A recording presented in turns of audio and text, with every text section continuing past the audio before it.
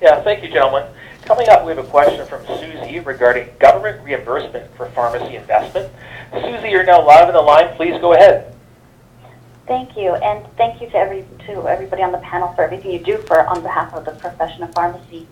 My question is, now that we have the possibility of OHIP plus and redoing it properly, so there would be savings in the government funding of medications.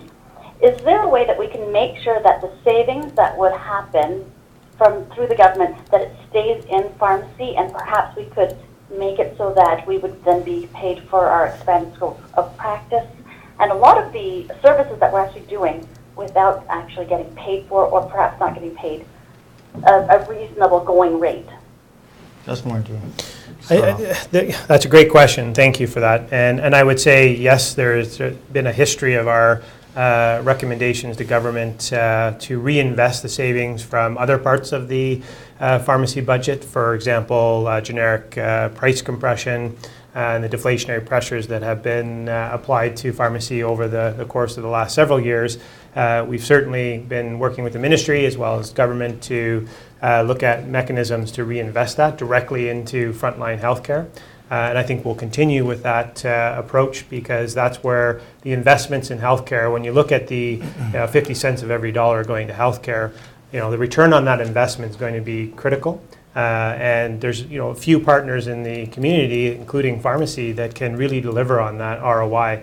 But it's going to take an approach, a new framework around the entire reimbursement model, and having discussions about the current model of product and pricing. So I think that's going to be part of the broader table that we establish, so that we have opportunities to grow and provide innovation and work with government. So I certainly expect that we'll have those discussions in the coming weeks and months.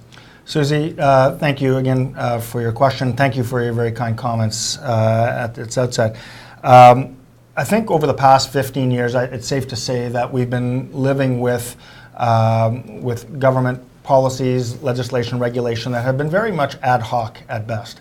And I say that from a perspective that we typically would see perhaps reductions in pharmacy funding that were not appropriately balanced, and that didn't come with any significant or any offset to help us remain sustainable in the provision of service. And so I look at an example like MedCheck, and we know that the MedCheck needs a bit of a facelift again, and that's currently underway.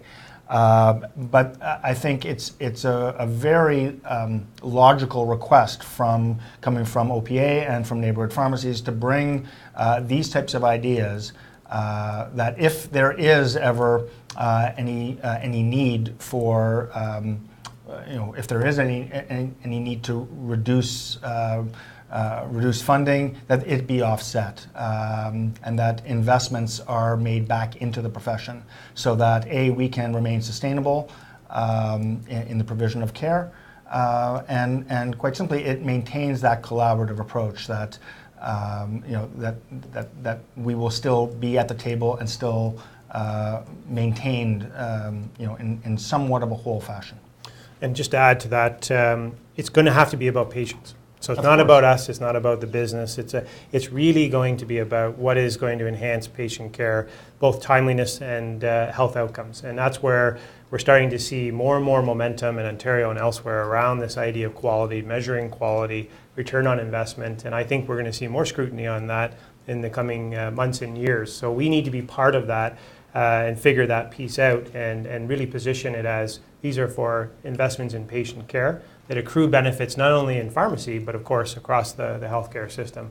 And that's got to be that will be the success of the platform that we've developed. It is about patients. There's an evidence-based approach to it, and that's where we're going to certainly be successful in our advocacy efforts. Okay, great. Thank you. Thank you, Susie, for the call. James, can we move on to our next